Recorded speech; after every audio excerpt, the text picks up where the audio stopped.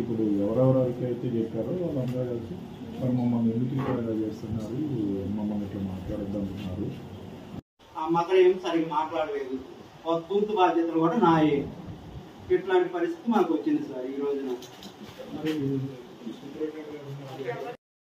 ఇక అసలు ఏం జరుగుతుందో మాకే అర్థం కావట్లేదు. నేను టాబ్లెట్స్ ఉంటాయి, ఏమైనా హెల్త్ ప్రాబ్లమ్స్ వస్తే వేసుకోవడానికి దగ్గర పెట్టుకుంటా. ఇక నా చేతికి అది దొరికింది కొత్త 1.5 years కావస్తుంది. ఉద్యోగం వచ్చిన సంబంధించి మాది సంబంధించిన అంటే మాకు గుర్తు చేస్తున్నట్ట సార్.